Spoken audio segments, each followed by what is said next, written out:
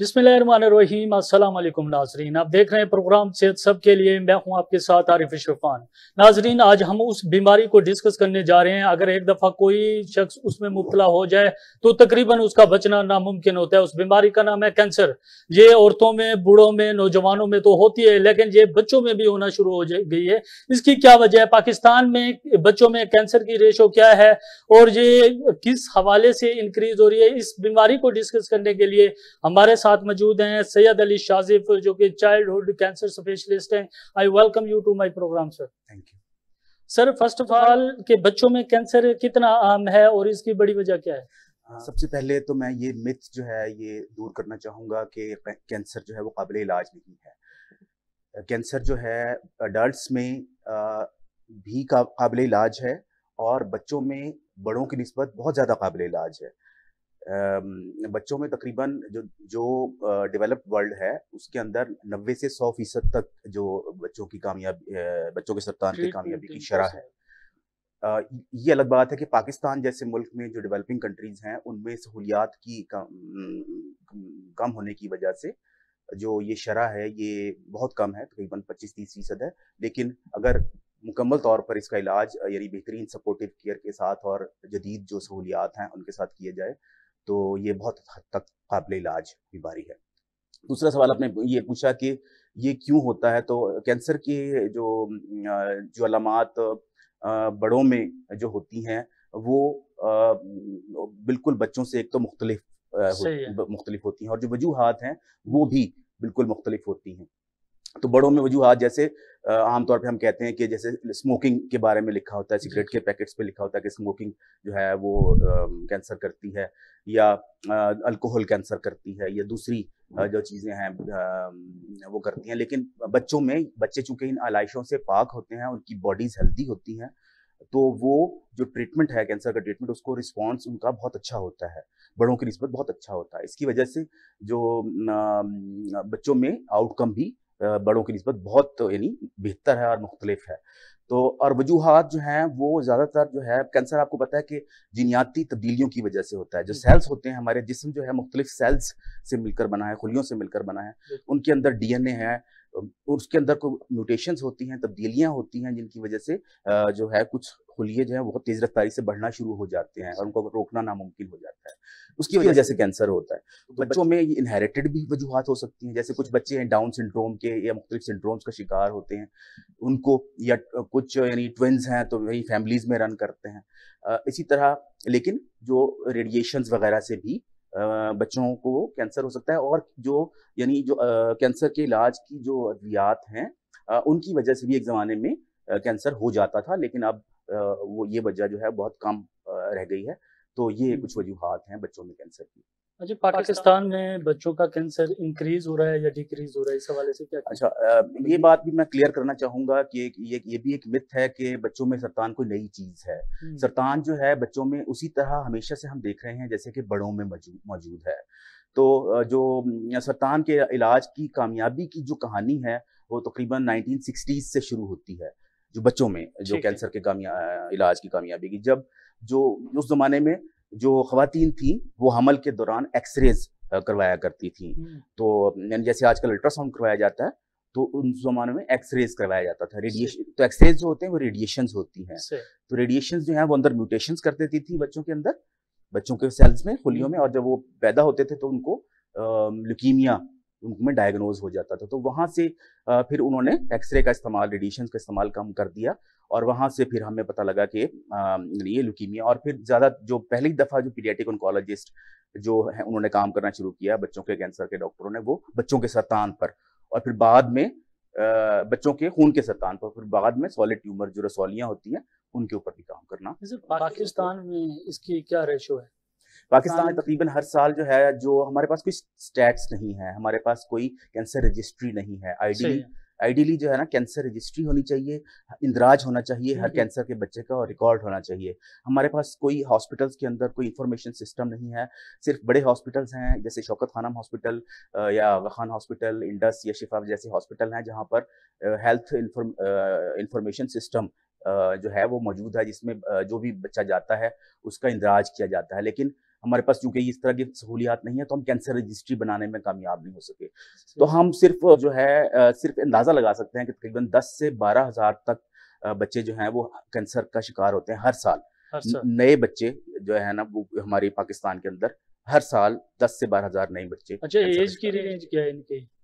Cancer जो है वो पहले साल से लेकर यानी हर उम्र के बच्चों में हो सकता है, लेकिन हर सरतान जो है वो हर उम्र के लिहाज से मुख्तलिफ यानी है।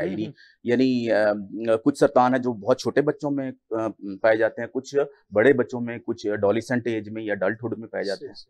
तो ये अच्छा, ये हमारे जो बैकवर्ड इलाके हैं या शहर की हमारी वादी है, ज़्यादातर पेशेंट बच्चों के कैंसर के किस एरिया से आते हैं? बैकवर्ड इलाकों से आते हैं या शहरों से आते हैं? इसकी क्या वजह है? खुराक का भी इसमें रोल है या क्या चीज़ें हैं इसमें, क्या बस? जी नहीं, खुराक का इसमें कोई रोल नहीं है।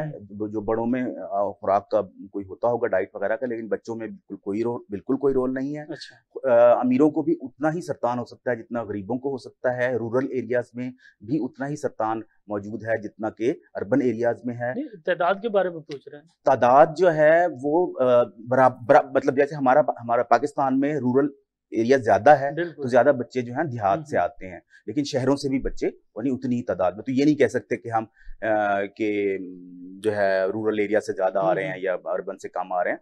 तो रूरल एरियाज वैसे ही ज्यादा है, देहात वैसे ज्यादा है, तो देहात से ऑब्वियसली ज्यादा बच्चे आते हैं। बच्चों में कैंसर क्यों होता है और क्या ये काबिल इलाज है? कैंसर की अलामात के जो बारे में कैंसर की जो मैंने इंडिकेशन है कैंसर की जो मैंने वजूहात हैं वो मैंने बयान कर दी हैं। और दूसरा सवाल आपने क्या किया? दूसरा सवाल ये था मेरा कि बच्चों में कैंसर क्यों होता है, क्या ये काबिल इलाज बीमारी है? कैंसर जो है वो मैंने जैसे पहले ही बताया कि ये बहुत हद तक काबिल इलाज बीमारी है। जैसे ल्यूकीमिया है, ये खून का सरतान है, ये बच्चों में जो डेवलप्ड वर्ल्ड अपने आप को कहती है, वहां पर जो स्टैंडर्ड रिस्क है, जो दरमियाने दर्जे का जो खून का सरतान होता है, वो 100% काबिल इलाज है। और बाज सॉलिड ट्यूमर्स हैं जैसे रेटिनोब्लास्टोमा है, वो भी तकरीबन 100% काबिल इलाज है। तो यानी जो लीस्ट यानी सक्सेसफुल जिनका क्योर रेट है वो बोन सार्कोमास होते हैं, जिनमें उनमें भी 60 to 70% और बाज़ जगह पर 70 से भी ज्यादा % तक ये काबिल इलाज है। तो कैंसर एज अ होल देखा जाए तो काबिल इलाज बीमारी है। अच्छा, ये कैंसर की कितनी अक़साम हो सकती हैं, कौन कौन सी हैं और ये कितनी डेंजरस होती हैं बच्चों के लिए? कैंसर जो है वो उसकी 2 अक़साम हैं। हम आसान ज़ुबान में इस तरह कह सकते हैं कि एक लिक्विड कैंसर या माया कैंसर और दूसरा सॉलिड कैंसर या ठोस कैंसर। और मेडिकल हम हीमेटोलॉजिकल कैंसर या सॉलिड ट्यूमर्स में डिवाइड कर देते हैं। तो हीमेटोलॉजिकल जो कैंसर्स होते हैं उनमें ब्लड कैंसर है, जिसमें एक्यूट लिम्फोब्लास्टिक ल्यूकीमिया जो ALL है वो सबसे ज्यादा आम सरतान है। और जो सॉलिड ट्यूमर्स हैं इसके अलावा लिम्फोमास जो होते हैं वो भी जो लिम्फ नोड्स के जो हदूद के सरतान है। और इसके अलावा सॉलिड ट्यूमर्स में विल्म्स ट्यूमर जैसे कि जो गुर्दे का सरतान है, रेटिनोब्लास्टोमा जो आंख का सरतान है, जर्म सेल ट्यूमर, इसके अलावा जो बोन सार्कोमास हैं, यूविंग सार्कोमा, ऑस्टियोसार्कोमा, ये डायग्नोस के लिए कौन कौन से टेस्ट होते हैं, आप क्या रिकमेंड करेंगे इस हवाले से? हर सरतान की जो डायग्नोसिस है वो मुख्तलिफ तरीक़ों से किया जाता है, लेकिन आसान ज़बान में ये है कि हमें एक एविडेंस चाहिए, हमें वो सरतान के खुलिये चाहिए जहाँ पर सरतान मौजूद है।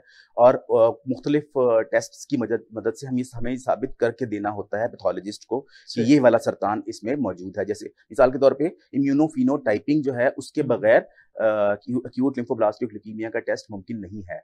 इसी तरह जो सॉलिड ट्यूमर्स हैं उनमें हिस्टोपैथोलॉजी होनी चाहिए जो पैथोलॉजिस्ट अपनी लेबोरेटरी में देखता है। और उनके ऊपर बाज़ औक़ात हमें कुछ जीनियाती टेस्ट करवाना पड़ते हैं, लिक्विड कैंसर्स में भी और सॉलिड कैंसर में भी जीनियाती टेस्ट करके हमें कंफर्म करना होता है। अच्छा सर, किस स्टेज तक इलाज मुमकिन है और किस स्टेज तक इलाज मुमकिन नहीं है?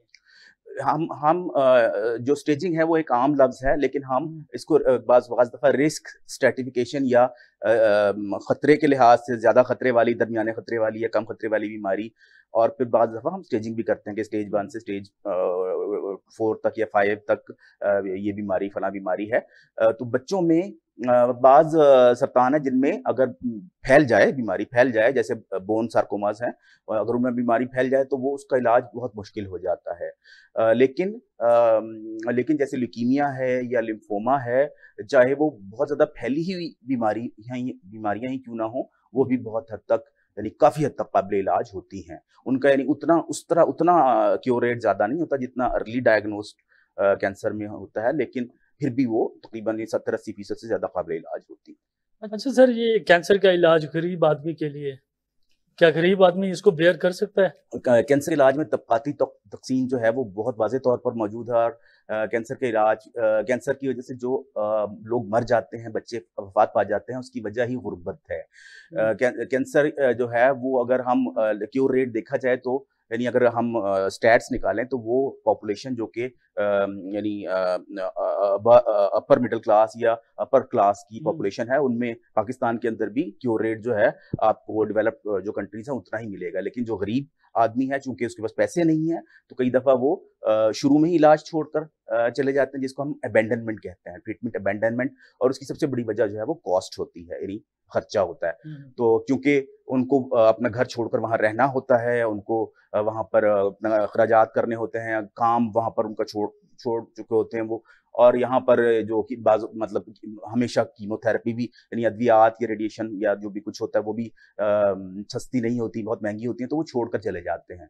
और या अगर करवाएं भी तो उनकी सेहत उन बच्चों की इतनी अच्छी नहीं होती, या वो सपोर्टिव केयर इतनी अच्छी नहीं कर सकते खुद, लैक ऑफ एजुकेशन की वजह से, हाइजीन पुअर होने की वजह से। और फिर सरकारी अस्पतालों में जैसे हम देखते हैं, वहाँ पर भी कैंसर के यूनिट्स मौजूद हैं, जैसे चिल्ड्रन अस्पताल मुल्तान है या चिल्ड्रन अस्पताल लाहौर है, वहाँ पर ओवर क्राउडिंग होती है, डबलिंग होती है बेड्स पर, कई 2-2, 3-3 बच्चों को, तो उसकी वजह से बीमार बच्चे हो जाते हैं, इन्फेक्शन कैच कर लेते हैं, क्योंकि इनकी क़ुव्वत मुदाफ़ियत बिल्कुल नहीं होती, यानी बीमारी की वजह से भी और कीमोथेरेपी की वजह से भी। तो अगर इनको भी इन्फेक्शन लग जाए तो उसकी वजह से इनकी अमवात सर, हुकूमत ने कैंसर के लिए फ्री इलाज कैंपेन की है, क्या वो इससे कोई बेनिफिट्स मिल रहा है? हुकूमत जो है, पाकिस्तान की हुकूमत जो है वो कैंसर पर बिल्कुल तवज्जो नहीं दे रही। इसकी क्या वजह है? बड़ी वजह इसकी क्या है? इसकी वजह ये है कि उनकी जो तरजीहात मुख्तलिफ हैं, उनकी तरजीहात अवाम नहीं हैं, उनकी तरजीहात सियासत है, पॉलिटिक्स है, और वो नॉन इश्यूज हैं जिनका हमसे कोई ताल्लुक नहीं है। तो सेहत जो है वो सबसे इग्नोर्ड जो है, वैसे जनरली एक शोबा है। उसके बाद जो तवज्जो कर दी भी जाती है तो वो वाली बीमारियां होती हैं जिनको हम कहते हैं कि जो वर्ल्ड हेल्थ ऑर्गेनाइजेशन कहती है कि आप इन पर काबू पाएं, जैसे इसहाल की बीमारी, जो बुनियादी जो कम्युनिकेबल डिजीज हैं, नमोनिया, टाइफाइड, मलेरिया, इन पर टीबी, और इन पर भी कागजी काम किया जाता है। ये भी, इसके बावजूद ये बहुत प्रेवलेंट है, बहुत आम है, और कई दफ़ा हमारे कैंसर के बच्चों को पहले से ही यानी कोई ना कोई और बीमारी भी साथ होती है। जैसे कई बच्चे टीबी का इलाज करवा के आते हैं और कई बच्चों को साथ टीबी होती भी है। नहीं, वो बात आपकी ठीक है कि हुकूमत हेल्थ के लिए फंड भी देती है, लेकिन ये चीज़ क्यों वो इग्नोर कर रही है हुकूमत? वो इसलिए इग्नोर कर रही है कि एक तो बच्चे कम हैं, तादाद में कम हैं, ठीक है, 10 से 12 हज़ार बच्चे नए हर साल डायग्नोज होते हैं। तो इसके मुकाबले में वो कहते हैं कि हम उन लाखों बच्चे जो कि आम बीमारियां हैं उनकी वजह से भी बहुत ज़्यादा बीमार हो जाते हैं, मेलनरिस्ट हो जाते हैं, वफात पा जाते हैं, तो वो उन पर हुकूमत ज़्यादा तवज्जो देती है, यूँ समझ लें। और फिर जनरल परसेप्शन, जैसे आपकी भी जनरल परसेप्शन पहले जुमले में ही थी कि कैंसर तो है ही नाकाबिल इलाज, कि इसका तो इलाज ही नहीं है। तो ये परसेप्शन है कि इसका इलाज नहीं, जो कि बिल्कुल गलत है, और ये काबिल इलाज है, इसका क्योर रेट बहुत अच्छा है। लेकिन उनके जहनों में, यहाँ तक कि ऑन्कोलॉजिस्ट इलाज तो अच्छा है, पाकिस्तान में तो इसका कोई रोल नहीं कर रहे ना गवर्नमेंट, इलाज तो ठीक गवर्नमेंट नहीं कर रही। तो देखिए ना, गवर्नमेंट का रोल होता है ना, गवर्नमेंट का रोल होता है, गवर्नमेंट नहीं कर रही। प्राइवेट इदारों में तो गरीब बंदा तो कोई अफोर्ड नहीं कर सकता उसे।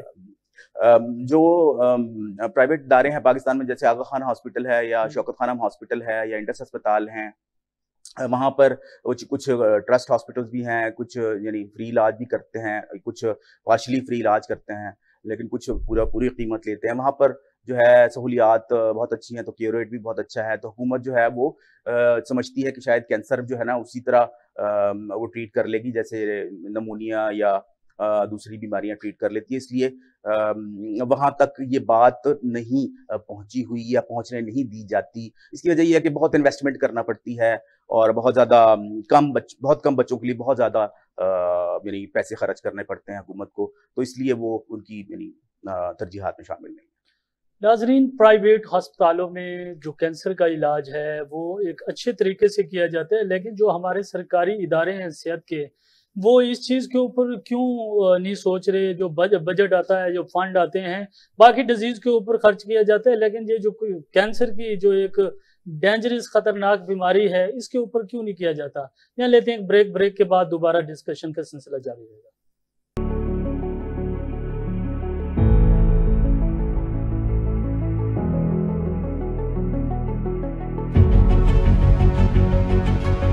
वेलकम बैक नाजरीन। कैंसर के हवाले से बात कर रहे थे कि सरकारी इदारों में कैंसर का इलाज क्यों नहीं हो रहा और किस हवाले से नहीं हो रहा। क्या फंड की कमी है या अदम तवज्जो का शिकार हैं ये इदारे, और इससे लोगों को कितना फ़ायदा हो रहा है। डॉक्टर साहब, ये बताइएगा कि दुनिया में कैंसर के लिहाज से पाकिस्तान किस नंबर पे है और पाकिस्तान में कितनी सहूलियात हैं कैंसर के हवाले से दुनिया की निस्बत। सारी दुनिया के अंदर जो कैंसर का इलाज है वो ट्रस्ट हॉस्पिटल्स करते हैं या वो इंश्योरेंस के जरिए किया जाता है। यानी जो कैंसर के मरीज हैं उन बाहर की दुनिया को भी पता है कि कैंसर का इलाज इतना महंगा है कि आम आदमी उसको बर्दाश्त नहीं कर सकता। तो जो स्टेट्स होती हैं वो खुद अपनी जिम्मेदारी लेती हैं, लेकिन पाकिस्तान में सूरत हाल जो है वो इसके बरक्स है। पाकिस्तान में यह है कि रियासत जो है, यानी हुकूमत जो है, वो अपनी जिम्मेदारियां वो पूरी नहीं करती। इसकी वजह से पब्लिक सेक्टर के अंदर नाम के कैंसर यूनिट्स मौजूद हैं, लेकिन वहाँ पर जो सपोर्टिव केयर जिसको कहते हैं, जो कि सबसे बड़ी वजह है बच्चों में कैंसर के इलाज की कामयाबी की, वो ना होने के बराबर है। यानी जो वहाँ की जो यानी जिसको कहते हैं इमरजेंसी केयर, आईसीयू केयर, उसके बाद जनरल सपोर्टिव केयर जो है वो ओवर क्राउडिंग की वजह से, यानी तादाद भी कम है, अमला भी कम है, डॉक्टर्स कम हैं और मरीज वो यानी बहुत ज्यादा वहाँ पर सारे के सारे ज़ाहिर है कि वो इन बड़े अस्पतालों में जो कि उमरा के अस्पताल हैं वहाँ नहीं जा सकते, और शौकत खानम अस्पताल में भी या इंडस अस्पताल में भी सारे बच्चों को अकोमोडेट नहीं किया जा सकता। तो वो फिर वहीं पर जाना पड़ता है और फिर वो वहीं पर वो इस तरह की बदहाली का शिकार होकर वो फिर। कैंसर के लिए कौन कौन से टेस्ट हैं जो महंगे हैं और कितना सस्ते हैं, इस हवाले से क्या। कैंसर के टेस्ट हैं, जैसे हिस्टोपैथोलॉजी है, वो भी हजारों में यानी होती है। यानी हिस्टोपैथोलॉजी का मतलब है बायोप्सी लेकर एक साथ सॉलिड ट्यूमर की आप आम एक लेबोरेटरी में भेजते हैं तो इम्यूनोहिस्टोकेमिकल स्टेन्स लगाए जाते हैं उनके ऊपर। तो वो इम्यूनोहिस्टोकेमिकल स्टेन्स ही बहुत ज्यादा महंगे हैं, यानी 8-8 हज़ार से लेके 12,000 से 20,000 रुपए तक लग जाते हैं। एक स्टेन जो होता है, यानी स्टेन का मतलब है कि एक रंग लगाकर एक मखसूस, यानी इसको कहते हैं कि एक इम्यून या एंटीबॉडी जो है वो उसको रंग देती है उस कैंसर के खुलियों को, और पता लग जाता है कि ये उस मखसूस कैंसर का मरीज है। तो वो इतने महंगे हैं इम्यूनोहिस्टोकेमिकल स्टेन्स कि वो आम आदमी बर्दाश्त उनका खर्चा नहीं कर सकता।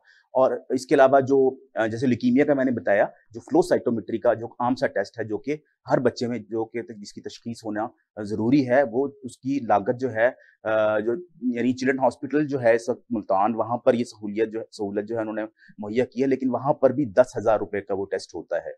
ठीक है, 10,000 रुपए का, और अगर वहाँ के MS साइन कर दें तो उसकी कीमत कुछ कम कर देते हैं। लेकिन जो ये दूसरे इदारे हैं जैसे शौकत खानम वगैरह से लैब से अगर करवाता है आदमी, यानी सारे तो टेस्ट वो नहीं कर सकते, तो वो 40,000 से लेकर 50,000 तक सिर्फ इस टेस्ट की कीमत है, इम्यूनो फिनोटाइपिंग की, या जो इसको कहते हैं। इसी तरह जो आम टेस्ट हैं, बोन मैरो के टेस्ट होते हैं, वो bone marrow aspiration refined biopsy या लिम्फ नोड बायोप्सी, वो भी यानी बहुत महंगे हैं। एक तो प्रोसीजर करना बहुत ज्यादा कॉस्टली है, उसके बाद उसके लेबोरेटरी वाले जो हैं वो भी उसके बहुत ज्यादा चार्जेस लेते हैं। अच्छा सर, आप कैंसर के बच्चों की केयर किस तरह करते हैं कि वो काबिल इलाज बन जाती हैं बीमारी और बच्चे रिकवर हो जाना शुरू हो जाते हैं। जो कैंसर जैसे मैंने बताया कि बहुत अच्छा काबिल इलाज इसीलिए है कि हमने सपोर्टिव केयर बहुत अच्छी कर दी, हमने बच्चों का ख्याल रखना बहुत अच्छा शुरू कर दिया। यानी ख्याल रखने से मुराद है कि सबसे पहले हम उनकी डाइट, यानी उनकी पहले ही मेल न्यूट्रिशन का शिकार होते हैं, तो उनकी हम डाइट जो है वो जैसे ताज़ा, हम उनको कहते हैं ताज़ा और अच्छी तरह पकी हुई ग़िज़ा उनको हम कहते हैं कि दें। इसी तरह फ्रूट्स जो हैं हम उनको कहते हैं कि जो साफ सुथरे हों, जिनके छिलके उतरे हुए हों, जैसे वो हम उनको दें। और इसी तरह हम उनकी सफाई का उनको कहते हैं कि ख्याल रखें, नाखून काट कर रखें, हर रोजाना नहलाएं, साफ सुथरे कपड़े पहनाएं, जरा बाहर की चीजें ना खाएं पिएं। और इसी तरह फ़ौरन अगर उनको उनकी इमरजेंसी केयर फ़ौरन होती है, यानी जैसे हमारे लिए बच्चों में जो बुखार होता है कैंसर के बच्चों में, वो एक इमरजेंसी होती है। डायरिया हो गया या मुंह पक गया, वो इमरजेंसी है। हम उनको कहते हैं कि आपको एक तो शहर के अंदर रहना है, और अगर आपको बुखार होता है तो आपने फ़ौरन इमरजेंसी वार्ड में आना है। यानी आम बीमारी, आम बुखार जैसे मेरे लिए और आपके लिए पैनाडोल से वो ठीक हो जाता है, तो इन बच्चों के लिए एक इमरजेंसी होती है, तो उनके लिए फ़ौरन उनको रश करना पड़ता है। तो ये भी एक सपोर्टिव केयर का हिस्सा है। इसी तरह जो हम यानी 24 आवर्स 7 हमारी इमरजेंसी जो है ना बच्चों की कैंसर की खुली होती है, और फ़ौरन यानी वो बच्चों को वहाँ लाते हैं। अगर ट्रांसफ्यूजन्स चाहिए होती हैं, खून लगवाना होता है, वो चाहिए होता है, तो आप वो भी फ़ौरन, वो भी सपोर्टिव केयर का हिस्सा है। इसी तरह साइड इफ़ेक्ट्स जो हो रहे हैं उनको उनकी उनकी केयर करना, यानी साइड इफ़ेक्ट्स जो हैं, आम साइड इफ़ेक्ट जैसे म्यूकोसाइटिस बताया मैंने, खाने-पीना का मसला। तो इस तरह के साइड इफ़ेक्ट्स, या दिल के ऊपर कुछ अद्वियात असर करती हैं, कुछ गुर्दों के ऊपर असर करती हैं। तो इस तरह के जो साइड इफ़ेक्ट्स हैं उनको हमने कंट्रोल करना शुरू कर दिया। इस वजह से आउटकम बहुत अच्छा हो गया। इसके अलावा जो हमने ट्रीटमेंट रिस्क स्ट्रैटिफिकेशन कर दी, जो अद्वियात हैं वो जो कम खतरनाक सरतान है उनमें कम शिद्दत वाली अद्वियात देते हैं, जो ज़्यादा खतरनाक सरतान है उनमें ज़्यादा शिद्दत वाली अद्वियात देते हैं। तो हमने इस तरह करके बैलेंस किया ताकि साइड इफ़ेक्ट्स कम से कम हो बच्चों के अंदर, और वो टॉलरेट ज़्यादा अच्छा करें, तो हमारा आउटकम इस तरह बहुत अच्छा निकल। सर, वालिदैन को कैसे पता चलेगा कि मेरे बच्चे को कैंसर हो गया, और कैंसर के इंडिकेशन क्या है? इस हवाले से आप क्या रिकमेंड करेंगे? जो अलामात हैं कैंसर की, वो ये होती, आम सी अलामात होती हैं। जैसे खून का सरतान है, उसमें बुखार जो है, क्योंकि वो वाइट सेल का कैंसर होता है, वाइट सेल जो है क़ुव्वत मुदाफ़ियत के सेल्स होते हैं, तो मुदाफ़ियाती निज़ाम कमज़ोर होता है, तो बुखार होता है। तो बुखार वगैरह वो हुए जा रहा है, नहीं वो बार-बार हो रहा है, वो डॉक्टर के पास जा रही हैं, और 1 महीना हो गया, 2 महीना हो गया, बुखार टूट ही नहीं रहा है, मुसलसल बुखार हो रहा है। इसके अलावा वज़न कम हो जाना, बच्चे में खून की कमी वाक़ई हो जाना, पेल हो जाता है बच्चा, सफ़ेद हो जाता है बिल्कुल, या कहीं से ब्लीडिंग जारी हो जाना, नाक से खून आने लग जाना, नीले नीले रंग के निशान बन जाना, या बगलों में और गर्दन के नीचे गिल्टियाँ नमूदार हो जाना, और इस तरह सॉलिड ट्यूमर्स के अंदर रसौलियाँ बन जाना। जैसे रसौलियाँ, पेट की रसौली, माँ नहला रही है और उसको नहलाते पेट में पता लगा कि एक रसौली है। तो इसी तरह तो ये चीज़ें इग्नोर नहीं करनी चाहिए, और अगर इस तरह की चीज़ें हैं, या जैसे बोन स्वेलिंग्स हो जाती हैं, हड्डी के ऊपर स्वेलिंग्स हो जाती हैं और वो इग्नोर की जाती हैं, तो ये वो चीज़ें हैं। और जैसे रेटिनोब्लास्टोमा है, उसमें हमें अगर हमें वाइट कुछ, आमतौर पे नॉर्मल जो है रेड रिफ्लेक्स होता है आँखों के अंदर, तो हमें कुछ सफ़ेद नज़र आता है आँख के अंदर। तो जो ज़हीन माँ-बाप होते हैं, जैसे वो फ्लैश वाली तस्वीर होती है जिसमें रेड आइज़ नज़र आती हैं कभी-कभी हमें, तो उसमें उनको वो रेड की बजाय सफ़ेद नज़र आता है। इसको हम व्हाइट आई रिफ्लेक्स या कैट आई रिफ्लेक्स कहते हैं। तो अगर वो नज़र आता है तो वो फ़ौरन बच्चों को लेकर आएँ, या नज़र कमज़ोर हो तो फ़ौरन बच्चों को लेकर आएँ। इसी तरह दिमाग के कैंसर है तो उसमें यानी उसमें सर के दर्द, वॉमिटिंग, उल्टियाँ वग़ैरह हो रही हैं, सर का दर्द नहीं जा रहा है बच्चों के अंदर। तो इस तरह ये वो जनरल अलामात हैं, यूँ समझें कि, और वो ठीक ना हो रही हो तो माँ-बाप को फ़ौरन जो है ना अच्छे पीडियाट्रिशियन के पास जाना चाहिए, जो कि उनकी फ़ौरन तशख़ीस कर सके। तशख़ीस करना बेसिकली हमारा काम नहीं है। तशख़ीस करना जो है वो पीडियाट्रिशियन का या चाइल्ड स्पेशलिस्ट का काम है। यानी वो उसको पकड़ ले कि ये कैंसर है, कैंसर को पकड़ ले कि ये कैंसर हो सकता है, या शक में मुब्तला हो, तो वो फ़ौरन हमारे पास रेफ़र कर दे कि ये पीडियाट्रिक ऑन्कोलॉजिस्ट जाएँ, और फिर हम उसको कन्फ़र्म भी कर सकते हैं, उसकी स्टेजिंग कर सकते हैं, और फिर हम उसका आगे से मल्टी डिसिप्लिनरी टीम के तहत इलाज कर सकते हैं। ये बहुत सारी टीम्स को साथ मिलाकर उसका इलाज हम कर सकते हैं। सर, तो ये गिल्टियाँ हो जाती हैं अक्सर, और वहाँ से एक सैंपल लिया जाता है उसे टेस्ट करवाने के लिए, क्या अगर उसको रिमूव ना करवाया जाए? अक्सर माँ बाप सोचते हैं भी एक अमूमन जैसे बच्चा खेल रहा होता है, किसी चीज़ ने काट लिया होगा, इस हवाले से आप क्या कहेंगे? हर वो रसौली होती है या गिल्टी होती है, वो सरतान नहीं होती है, और 90% से ज़्यादा, बल्कि बहुत उससे भी ज़्यादा शायद जो है, ये जो लिम्फ नोड्स होते हैं, गिल्टियाँ नमूदार हो जाती हैं, ये नॉर्मल, यानी जैसे आम इन्फेक्शंस में, आम जो गला खराब हो जाए, या सर में कोई इन्फेक्शन हो जाए, या कहीं और कोई, तो वो नमूदार हो सकती हैं। लेकिन अगर वो ठीक ना हो रही है, या उसका साइज बढ़ रहा है, और वो बहुत सारी मल्टीपल हो गई हैं, तो हमें सोचना चाहिए कि कोई ऐसी बीमारी है कि जो जिसको मुश्किल से जिसका इलाज मुमकिन होगा, और फिर उस गिल्टी को निकाल कर हमें देखना पड़ता है कि कहीं वो खुदा न खास्ता कैंसर तो नहीं है। हो सकता है वो कैंसर ना हो, टीबी हो, या कोई और बीमारी हो, लेकिन हमें निकाल कर देखना बहुत ज़रूरी होता है फिर उसके लिए। सर, आप बच्चों का इलाज करते हैं, और जब बच्चे दूसरे दफ़ा चेकअप के लिए आते हैं, क्या उनमें फ़र्क होता है? क्या माँ-बाप बच्चे के साथ कोऑपरेट करते हैं या वही उसकी सिचुएशन होती देखें, बच्चा नहीं सकता, बच्चा बड़ों की तरह बता नहीं सकता कि इसको क्या ठीक है। हुआ है। तो जो माँ कहती है या बाप कहता है, हम वही यानी बच्चा हम उसको यानी हिस्ट्री समझते हैं, उसको हम लिखते हैं कि ये यही है। तो वो हमेशा ज़ाहिर है कि माँ-बाप जो होते हैं, वो माँ को हम आधा पीडियाट्रिशियन या आधा बच्चों का डॉक्टर कहते हैं, तो और वो हमेशा सच बोलते हैं। वो हम कभी भी ये नहीं समझते कि माँ-बाप जो हैं वो झूठ बोलते हैं। वो हमेशा सच बोलते हैं और हमें सिर्फ़ उनको उनसे इंटरप्रिटेशन करवाना होती है कि कैसा है, कैसी अलामात हैं, और फिर सपोर्टिव केयर में सबसे ज़्यादा डॉक्टर से भी ज़्यादा और हॉस्पिटल से भी ज़्यादा माँ-बाप का रोल होता है। जैसे खुराक उन्होंने देनी है, सफाई का ख़्याल उन्होंने रखना है, तो माँ-बाप राइट। का किरदार बहुत अहम है बच्चों के कैंसर के इलाज में। अच्छा सर, ये बोन मैरो ट्रांसप्लांट का कैंसर से क्या ताल्लुक? बोन मैरो ट्रांसप्लांट का लफ्ज़ बहुत आम है और बहुत सारे लोगों को ये जो है समझते हैं, बहुत सारे लोग समझते हैं कि जी बोन मैरो ट्रांसप्लांट बहुत आसान है, यानी जैसे हड्डी का गूदा लिया और उसको दूसरे बच्चे में डाल दिया और वो इलाज हो गया। तो बोन मैरो ट्रांसप्लांट एक बहुत पेचीदा एक प्रोसीजर है, वो कितनी आम चीज़ नहीं है। और पाकिस्तान में जो बोन मैरो ट्रांसप्लांट किया जा रहा है, उसके चंद सेंटर्स हैं जो कि ज़्यादातर जो है वो कैंसर यानी खून का कैंसर जो है उसके इलाज के लिए इस्तेमाल नहीं हो सही। रहे। हालाँकि बहुत सारे खून के सरतान हैं, जैसे एक्यूट माइलोइड ल्यूकीमिया की कुछ बहुत ज़्यादा खतरनाक अक़साम हैं, या जो बहुत हाई रिस्क वाला एक्यूट लिम्फोब्लास्टिक ल्यूकीमिया होता है, उसके लिए बोन मैरो ट्रांसप्लांट की ज़रूरत पड़ सकती है। लेकिन पाकिस्तान में इस पर ज़्यादा यानी काम नहीं किया जा रहा। लेकिन ये बच्चे बहुत कम होते हैं। इसके बावजूद हमें बच्चों के कैंसर के इलाज के लिए भी बोन मैरो ट्रांसप्लांट सेंटर्स की भी ज़रूरत है। सही है सर, ये जदीद तरीन सहूलियात दुनिया की निस्बत पाकिस्तान में कितनी? पाकिस्तान में जो सहूलियात हैं, जो बड़े सेंटर्स मैंने बताया, आगा खान हया शौकत खानम अस्पताल, इसमें दुनिया के करीब-करीब जो है सहूलियात मौजूद हैं। सही। जैसे अब दुनिया जो है कन्वेंशनल कीमोथेरेपी, जो रिवायती जो इलाज है, उससे हटकर वो टारगेटेड थेरेपीज़ के ऊपर जा रही है। जिनके से इम्यूनोथेरेपीज़ कहते हैं जिनको हम, या कार टी सेल थेरेपी है जो कि रिफ्रैक्टरी ल्यूकीमिया में या रिलैप्स्ड ल्यूकीमिया में किया जाता है। दुनिया उनकी तरफ जा रही है।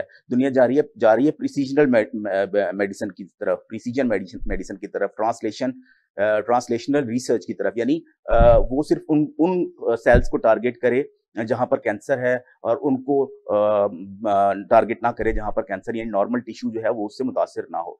तो वहाँ तक जा रही है। तो दुनिया बहुत आगे, यानी और वो रिसर्च कर रहे हैं, वो ट्रायल्स कर रहे हैं, और वो सब लोग मिल-जुल कर काम कर रहे हैं। हमारे यहाँ ये है कि हर हॉस्पिटल जो है वो अपना-अपना काम कर रहा है। कुछ लोग जो हैं वो कोशिशें कर रहे हैं, लेकिन कोशिशें जो हैं वो सिर्फ़ और सिर्फ़ ज़्यादातर जो है ना अपनी धाक बिठाने के लिए की जाती हैं, अपने आप को एग्रैंडाइज़ करने के लिए, बड़ापन दिखाने के लिए की जाती हैं। वो मुख़लिस काविशें नहीं होती कोलैबोरेशन की। और पाकिस्तान में जैसे मुल्कों में जो है ना वो यही है कि यानी एक दूसरे के लेग पुलिंग करना और इस तरह करना, जिनकी ये इसकी वजूहात जो है वो ज़ाहिर है कि वो माशियात से जुड़ी हुई हैं, जो क्योंकि माशी तौर पर हम लोग कमज़ोर हैं, तो इसलिए हमें ऐसी यानी आदात हमें पाई जाती है। सही। सर, पाकिस्तान में कैंसर के कितने सेंटर हैं? क्या ये बच्चों के लिए काफ़ी हैं या मज़ीद होने चाहिए?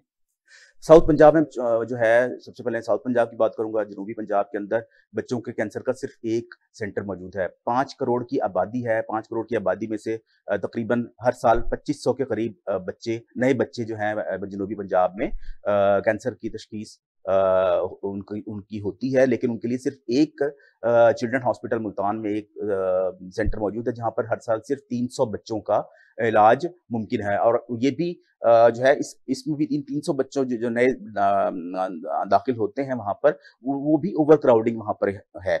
इसके बावजूद कि वहाँ पर जो डॉक्टर मौजूद हैं, ऑन्कोलॉजिस्ट मौजूद हैं, उनकी एफर्ट से वहाँ पर बेड्स की तादाद में बहुत इज़ाफ़ा किया गया, लेकिन अभी भी सपोर्टिव किया जाए वो नाकाफ़ी है। तो उनका आउटकम भी 25-30% ही है। पाकिस्तान के अंदर दूसरे ये है कि जो बड़े शहर हैं जैसे लाहौर है या कराची है, सारे के सारे सेंटर्स जो है ना वहाँ पर बने हुए हैं। ठीक है? जैसे लाहौर में शौकत खानम अस्पताल मौजूद है। इसी तरह जो है चिल्ड्रन अस्पताल मौजूद है जहाँ पर बच्चों का कैंसर सेंटर है। इसके अलावा लाहौर में भी कोई कैंसर सेंटर बच्चों का मौजूद नहीं है। जो पिंडी है उसके अंदर CMH में मौजूद है, इसी तरह पिम्स में मौजूद है। कराची के अंदर इंडस अस्पताल, आगा खान अस्पताल, SIOT में मौजूद है। यानी गिने चुने 9-10 सेंटर्स पाकिस्तान के अंदर मौजूद हैं। पाकिस्तान में जो बच्चों के जो कैंसर के मालिज हैं वो भी गिने चुने हैं, 30 मालिज हैं, 30-35 मालिज हैं। और वो भी यानी आपस में मिलजुल कर यानी काम आम तौर पर वो नहीं करते। तो उसकी वजह से जो है ना ये हमारे लिए बहुत सारे चैलेंजेस होते हैं। नाजरीन, जैसा कि डॉक्टर साहब कह रहे थे कि पाकिस्तान में जो कैंसर का इलाज है इंतहाई ना होने के बराबर है। जो हमारे सरकारी इदारे हैं वो इस चीज़ पे तवज्जो नहीं दे रहे। वो सिर्फ एक सियासत की जो जंग है वो हो रही है, सेहत के लिए तकरीबन कुछ नहीं किया जा रहा। इनका कहना था कि जो बैकवर्ड इलाके हैं उसमें ज़्यादातर बच्चे कैंसर में मुब्तला होते हैं। इनका मुकम्मल एक प्रॉपर इलाज प्राइवेट इदारों में होता है, जो कि वालदैन हैं, जो गरीब वालदैन हैं वो तो इस चीज़ को बेयर नहीं कर सकते। हुकूमत से सिर्फ ये इल्तिजा है कि जब भी बजट रखा जाए तो सेहत के लिए तकरीबन बजट ज़्यादा रखा जाए, क्योंकि हमारे मुल्क में सेहत के बहुत ज़्यादा मसाइल हैं। तो यही उम्मीद की जा सकती है कि जो भी हुकूमत है वो सेहत के लिए अच्छे इकदाम करे ताकि आवाम को सहूलियात मिले। नाजरीन, प्रोग्राम का जो हमारा नेक्स्ट प्रोग्राम होगा उसके साथ हाजिर होंगे, तब तक दीजिएगा इजाज़त। अल्लाह।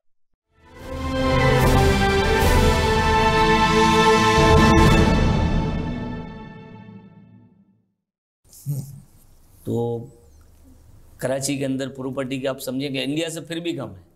इंडिया के अंदर जो प्रॉपर्टी है वो तो इससे भी ज़्यादा अप है, कराची में तो अभी भी कम है। इसके अलावा कुछ एरिया ऐसे हैं जो इतने